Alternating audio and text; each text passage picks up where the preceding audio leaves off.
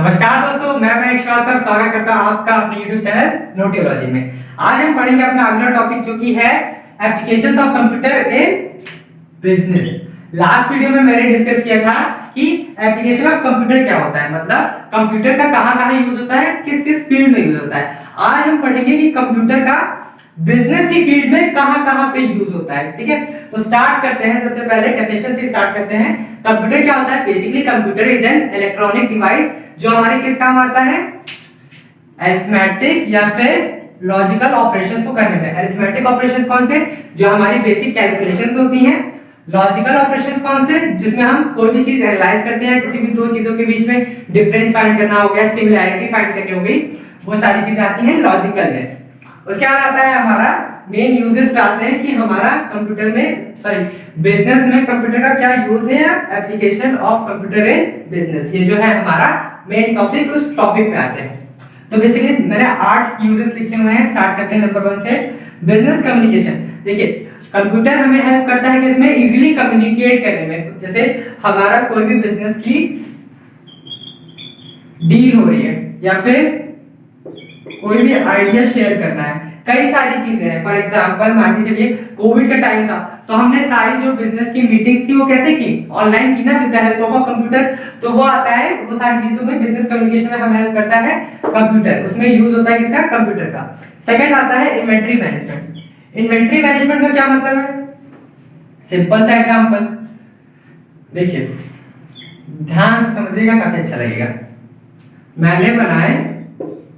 मैंने 10,000 जीन्स बनाई, ठीक है। 10,000 क्या मैन्युफैक्चर की मैंने? जीन्स मैन्युफैक्चर की। मंडे, ट्यूसडे, वेडनेसडे, थर्सडे, ठीक है। मंडे को मेरी इतनी जीन्सें बिकी, ट्यूसडे को मेरी इतनी जीन्सें बिकी, वेडनेसडे को मेरी इतनी जीन्सें बिकी और थर्सडे को मेरी इतनी जीन्सें बिकी। अब बता दीजिए मेरे स्टॉक में कितनी, मेरे स्टॉक में या फिर कह लीजिए हमारे बिजनेस में अभी कितनी जीन्सेस बची हुई है। इन शॉर्ट, इन बिजनेस की लैंग्वेज में कहा जाए तो कितनी इन्वेंटरी, कितना स्टॉक हमारे पास बचा हुआ है। बता दो आप कितना बचा हुआ है। ऐसे नहीं बता पाएंगे ना कि मंडे को इतना बिका, ट्यूसडे को इतना बिका। तो उसके लिए हम बेसिकली किसका यूज करते हैं? कंप्यूटर का। कि मंडे को इतना बिका तो उसको इससे माइनस करेंगे, फिर माइनस करने के बाद जो आएगा उसको इससे माइनस करेंगे, तो पता चलेगा कि अब हमारे पास मतलब आज की डेट में कितनी इन्वेंटरीज बची हुई है। तो इन्वेंटरी मैनेजमेंट में भी हमारा कंप्यूटर का यूज होता है। उसके बाद अगला टॉपिक है employ management system. Employ management system में हम सिंपली आते हैं, जस्ट अ मिनट। हाँ, एम्प्लॉय मैनेजमेंट सिस्टम में आप देखिए क्या आता है। सिंपल, जहां पे मैनेजमेंट आ जाए ना, वहां पे हमें यह देखना है कि कौन सी चीज कब कम हो रही है, कौन सी चीज कब ज्यादा हो रही है। तो एम्प्लॉय मैनेजमेंट सिस्टम में कब आएगा? एक एम्प्लॉय है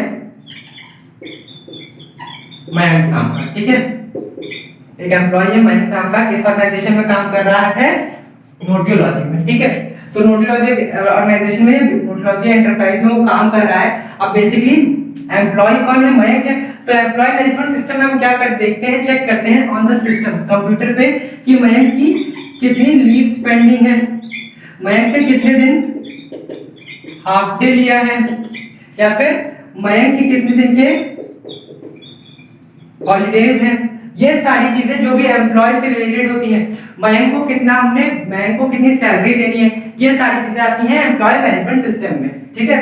उसके बाद आते हैं अपने अगले टॉपिक पे, अगले पॉइंट पे। अगला पॉइंट क्या है? Sales analysis. Basically sales analysis क्या होता है? सिंपल,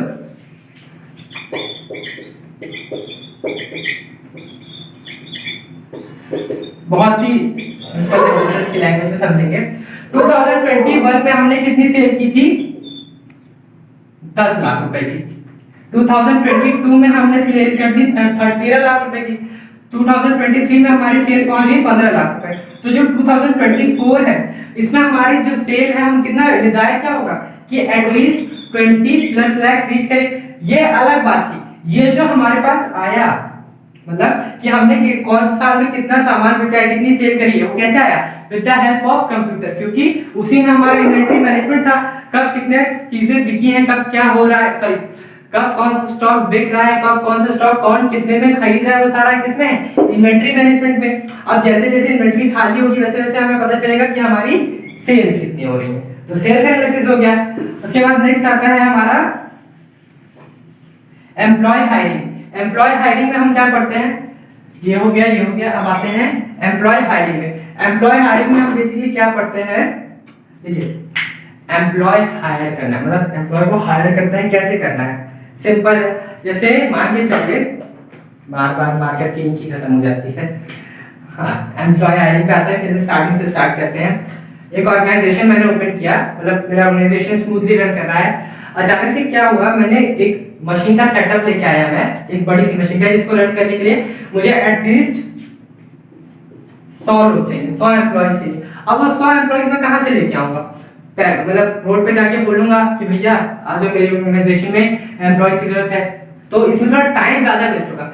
सिंपल सा मैं क्या करूंगा, इंटरनेट है, मेरी वेबसाइट है, मेरे इंस्टाग्राम, सोशल मीडिया, फेसबुक पे मतलब कई सारे पेजेस बने हुए हैं। सिंपल से काम करूंगा, कंप्यूटर का यूज करूंगा, एक टेम्पलेट डिजाइन करूंगा, उसमें लिखूंगा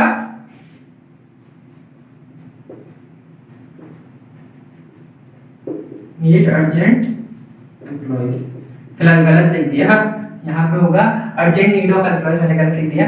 तो ये सारी चीजें अब मैं ये करूंगा तो क्या होगा, एम्प्लॉय को जिसको चाहिए होगी, जॉब चाहिए होगी, या जिसको कोई काम करना होगा, वो मेरा ये एडवर्टाइजमेंट या कह लीजिए मेरा ये पॉइंट देखेगा, मेरा पैम्फलेट देखेगा, और फिर क्या करेगा, नीचे एक लिंक दिया होगा, उस पे लिंक पे टैप करेगा। लिंक में क्या मांगेगा, नेम दीजिए, एज दीजिए, क्वालिफिकेशन दीजिए, और कल हमारी कंपनी में इंटरव्यू देने के लिए आ जाइए। तो इससे क्या हो गया, एम्प्लॉय हायरिंग इजी हुई ना। हमने इजीली एक छोटा सा एक लिंक बनाया, मतलब 20 मिनट का काम किया, उससे हमने एक लिंक क्रिएट किया, लिंक पे जो बंदा है, इंटरेस्टेड पार्टी है, उसने टैप किया, उसने अपनी बेसिक इंफॉर्मेशन डाली, और अगर वो मेरे जो रिक्वायरमेंट्स है, मेरी क्वालिफिकेशन, मतलब जो मेरे ऑर्गेनाइजेशन को जो क्वालिफिकेशन चाहिए उस रिक्वायरमेंट को फुलफिल कर रही है, तो नेक्स्ट डे हम उसको बुला के उसका इंटरव्यू ले सकते हैं। तो इससे टाइम बचा, पैसे बचे, जो पैम्फलेट हम बांटते हैं उसके पैसे बचे। तो ये आता है इजीली एम्प्लॉय हायरिंग में। उसके बाद आता है प्रोडक्ट प्लानिंग। प्रोडक्ट प्लानिंग क्या है, ये रिलेट करेगा इससे और इससे। बेसिकली प्रोडक्ट प्लानिंग मतलब आने वाले टाइम में हमें कैसा प्रोडक्ट बनाना है, कितना प्रोडक्ट बनाना है, कैसे बनाना है, कितना बनाना है, ठीक है, और कब तक बनाना है। अरे हिंदी में बोल देता हूँ यार, इंग्लिश में याद नहीं आ रहा है, मतलब कंफ्यूजन है कि अंटिल होगा अंटिल होगा, तो कब तक हमें बनाना है, सिंपल।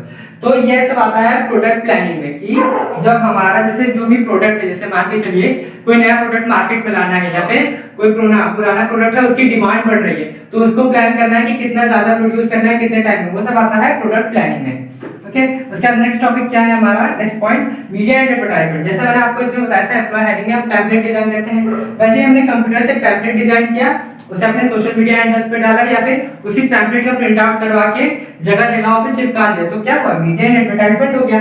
तो इसमें भी हमारा कंप्यूटर यूज होता है। इसका आता है customer relationship management. Customer relationship management last point है, थोड़ा ब्रीफ में समझाता हूं, सॉरी ब्रीफ में नहीं, थोड़ा ज्यादा एक्सप्लेन करते हैं।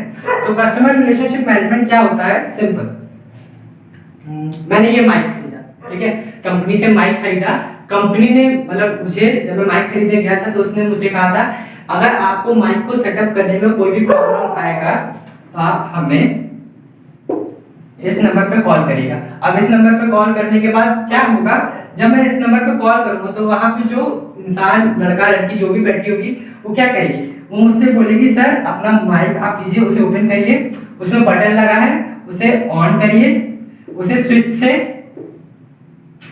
कनेक्ट करिए, उसके बाद जो क्या कहते हैं उसे, जैक है, ईयरफोन जैक है, उसे अपने फोन में प्लग करिए। अब ये सारी मतलब ये तो सिंपल सा था, और भी कई सारी चीजें होंगी।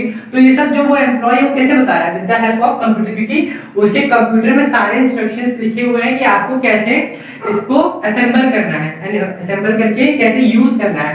तो वो सारी चीज आती है कस्टमर रिलेशनशिप मैनेजमेंट में। एक और चीज आती है कस्टमर रिलेशनशिप मैनेजमेंट में, मतलब अब ऐसे देखो, वो इंसान तो बार बार कॉल कर सकता है, मतलब दूसरे एग्जांपल से समझाऊंगा आपको।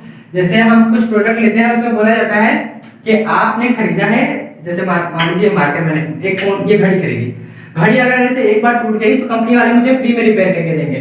तो एक बार टूट गई और मैंने फ्री में क्या करवा लिया, रिपेयर करवा लिया। अब जो ये रिपेयर करवाया है इसका भी तो डेटा कंपनी के पास गया है, इसमें कस्टमर रिलेशनशिप मैनेजमेंट पे कि मयंक ने अपनी घड़ी दोबारा बनवा ली है। अब वो दोबारा जब आएंगे तो उन्हें क्या करना पड़ेगा, चार्ज पे करना पड़ेगा। तो ये सारे जो बेसिकली कहा जाए सिस्टमैटिक रिकॉर्ड्स रखते हैं या फिर जो प्रोडक्ट है उसकी प्लानिंग करते हैं, सेल्स देखते हैं और बिजनेस कम्युनिकेशन में यूज करते हैं, ये सारी चीजें आती हैं इसमें uses of computer in business. तो यही था हमारा topic applications of computer in business. Video को लाइक करिएगा, चैनल को सब्सक्राइब करिएगा और अपने फ्रेंड्स के साथ ज्यादा से ज्यादा शेयर करिएगा। मिलते हैं नेक्स्ट वीडियो में, तब तक के लिए नमस्कार।